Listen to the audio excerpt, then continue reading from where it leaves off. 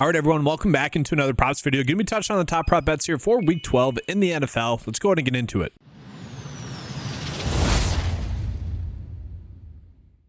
And so just getting right into it, guys, we are getting a lot of decent fantasy score prop bets. Other than fantasy score prop bets, though, we're not getting that much. So unfortunately, it'll be a pretty fantasy score heavy type video here. I do want to start with showing you guys the other prop bets that we're getting here currently that are not fantasy score related. Okay, time and time again, we know that the fantasy score prop bets are our best edges because they're not the ones that get corrected. Basically, anytime a prop bet in which we are gaining edge on, especially in the NFL, they'll get bumped. And obviously we know the Demon and Goblin prop bets, they're just not worthwhile. And so I do want to show you guys some of these prop bets that we are getting, that we have some decent edges on. And if you guys like any of these ones right here, by all means, go for it. I want to show you guys that with Underdog as well. And again, guys, just a reminder, if you guys like any of these prop bets, make sure to use the promo code that you guys see here if you guys are looking to sign up for Underdog. But looking at for Underdog, we are getting like Harrison Smith, which is, decent Harrison Smith, over 1.5 assists. Last week, we were able to hit a 4-slip bet by chasing the tackles and assist prop bets. Unfortunately, as I'm recording this video right now, we only have 1+ EV bet. Now, that's something that probably will change throughout the night after this is posted and throughout the morning tomorrow as well. Typically speaking, we do get those tackles and assist props that are popping up as good prop bets on Underdog. So let's go ahead and jump back into the PrizePicks board and show you guys some of the best prop bets that we are currently getting. So we got Luke Schoonmaker for under his fantasy score of 7. Now, the reason why this one is popping up probably for the under is they're expecting his role to not be as solid in this game because last week with Jake Ferguson out, he actually had a pretty darn good game in that game, having 10 targets and 6 receptions. Honestly, in retrospect, probably pretty lucky that our Monday Night Football bet, or maybe Sunday night, whatever it was, cashed, going 3 for 3 because, well, Jake Ferguson was on that slip and he ended up getting injured. Then we see the game that Luke had, and it was pretty darn good, right? Now, that being said, he only played about 50% of the snaps in that game, so I think that's a part of the reason as to why the under might be favored. So I don't know. I can be on board with betting the under for this, but am I on board with it being a 50, almost 7% likely to hit? Probably not. I would probably have it closer to 54 myself. I kind of like targeting these backups that are thrust into a bigger position in a good matchup. They're going against Washington as well, so certainly interesting there. Then we got Westbrook Akine here as well for under his fantasy score. Again, I don't know if I really want to be targeting this one just because he is someone that is playing a lot of snaps right now. All right, so since they've made that trade, trading away DeAndre Hopkins, and really just since then, look at the snaps that he's been getting: 92, 97, 100%, 85% of the snaps last week. So not as much last week. Maybe that's a trend line. And he is someone that gets a pretty decent matchup as well. Now, he's been on a very heavy touchdown streak lately. Look at this, guys. So 1, 2, 3, 4, 5. 5 out of his last 6 games, he scored a touchdown, which has been nice for DFS purposes, as he's been a guy that was a little bit too cheap there. But for props betting, I think we can look at it and say, yeah, he's due for some regression there. Now, last week, if you guys watched it, it was just kind of a deep shot touchdown that he had against Minnesota. You take that away, and obviously he doesn't have a good game. I don't like kind of cherry picking like that, but it does go to show us that, yeah, he probably will get this under. I am struggling with these top 2 popping up in there. At the same time, I don't want to doubt the data. The more we do that, the less successful we're going to be.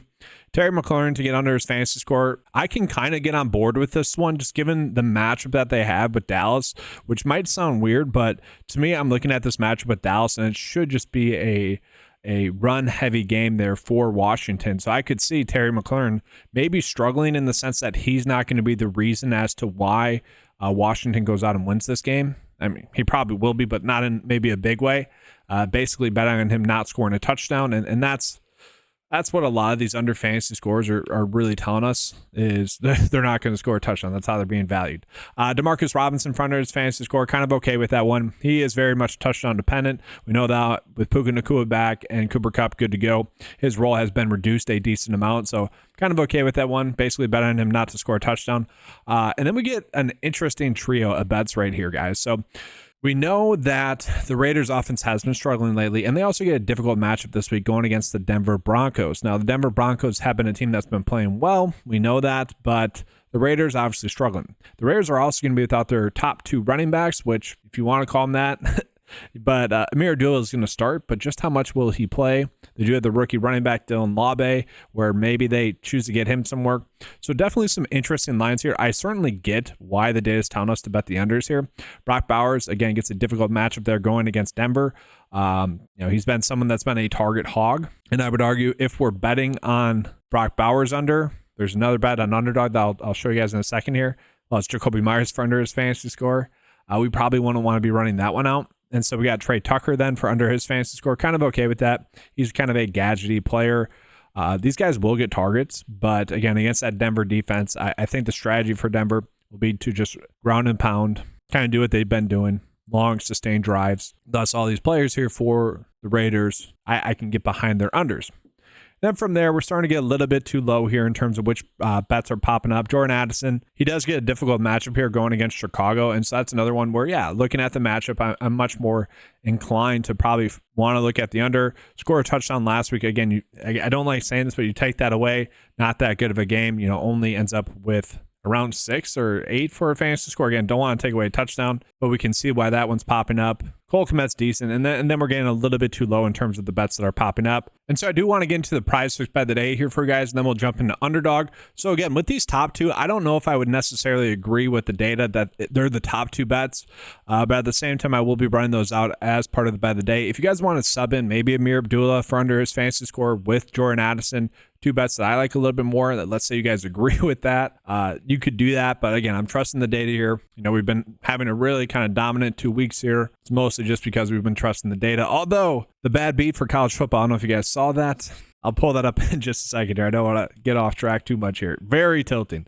I'll do that after this segment. Terry McLaurin, again, it's a good matchup against Dallas, but at the same time, it should be a game that does promote more of a run-heavy script there for Washington. So as long as he's not the biggest reason why Washington gets that lead against Dallas, maybe the DST can score us a touchdown as well, then yeah, I could see Terry potentially struggling in that game. Demarcus Robinson, betting him not to score a touchdown, and then yes, that tough matchup for the pass catchers for the Raiders going against Denver, I can get behind those two. And so I just need to pull this up here real quick before we get into the Underdog stuff. Guys, this was extremely tilting. We had this happen like 6 days ago in college basketball where there's a block, and then the player that we had the under on, it was middle on Underdog, he gets the rebound with 5 seconds left in the game. That cost us, I think it was a 5 for 5 on the bet of the day, and for me on Underdog, an 8 for 8 slip. It was very tilting. And then we look at this one here from the bet of the day. As I'm recording this, it seems like the bet of the day would go 5 for 6. We'll see. Genty needs to have a good second half for him. But this is tilting. 4th down and 1 at the Minnesota 14. It worked. I can't complain. They won the game. It was a one point game and they won and got the first down, but that hurt. 4th and 1. We need 1 yard for it to not hit because we had the under for Tyler Warren as one of the better bets. That was tilting. That was a great day college football wise. I don't want to complain. I never like to complain about having a good day, but that was annoying. And if we I don't consider that a bad beat necessarily, but if we don't share those, why are we even doing props betting? Sometimes you get lucky. And sometimes you get, seemingly a little bit unlucky. And that felt pretty unlucky with how it occurred. But looking at the best bets that we have here, guys, for Underdog, we are getting a lot more. Typically speaking, Underdog is a little bit higher with how they value players. Thus, a lot of the under fantasy scores are a little bit more likely on Underdog. And that's the case this week as well. And so it is a little bit more difficult to dial in on which bets we should be going out of our way to target on Underdog because there's so many. You can obviously get some of your exposure to those bets, some of those similar bets on PrizePicks. And so I'm not going to touch on those. But looking at this one with Jalen Coker, he gets a matchup here against the Kansas City Chiefs where, yeah, that is a difficult matchup. I could see him struggling. Now, I like the talent of Jalen Coker. I would argue he's probably their hope offensively. Obviously, you look at a team that, we have the Raiders and the Panthers where it's like, what direction are these franchises even going in? They don't really have a good path forward in terms of who they're building around. It's kind of sad. Coker could potentially be that player. I like his talent, but we do see that the average sportsbook line would be closer to 5 for his line. And remember, Underdog does half point PPR. And so he is someone that could get a decent volume catching the ball. I could see him getting 3.5 receptions, but maybe not getting those yards. Janu Smith, I do not really want to bet on as well. I kind of like the role that he is in there for Miami. He's looked good doing that. Tucker Kraft, really with all the Packers receivers, it's what role is that player going to have that week? It's very much a guessing game.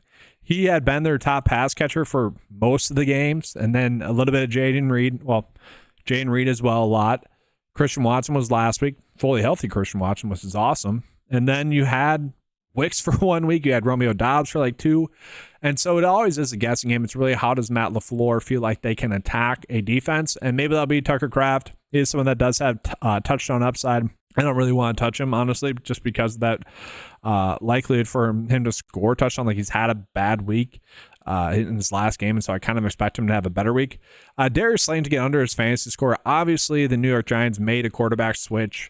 They're going to start Tommy DeVito. Now, if you guys have followed the channel, you kind of know that I don't want to say I was giving Daniel Jones praise, but I would definitely say he was getting overhated.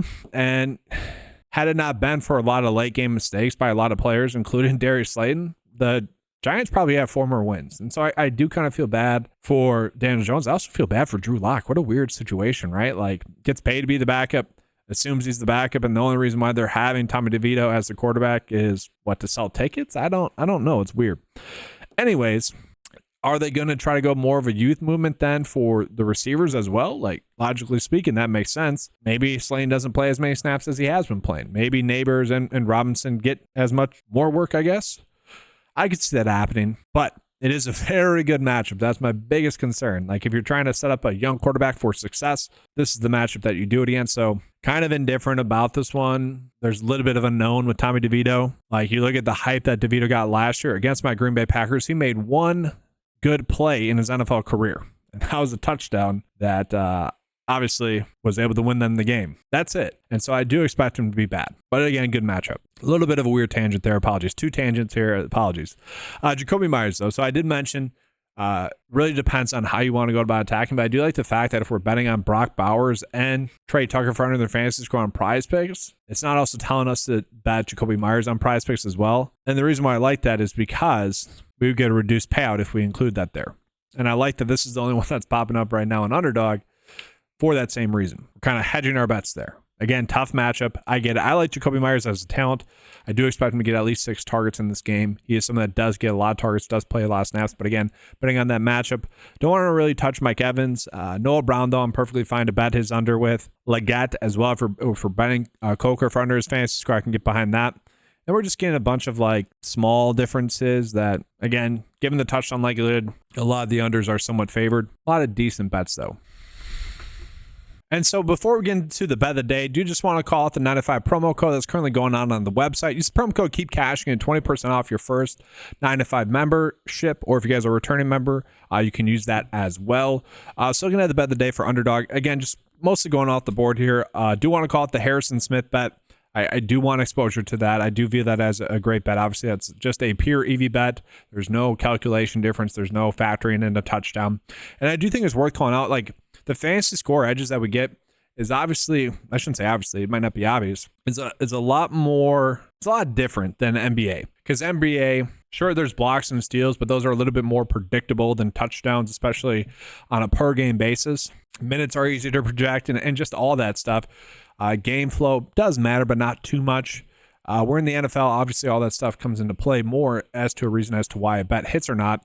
And if a player scores a touchdown, especially when we're betting the lowers, especially all these ones, that means that they're probably not cashing. So there is that kind of weird variable that goes into these where a player can have a bad game.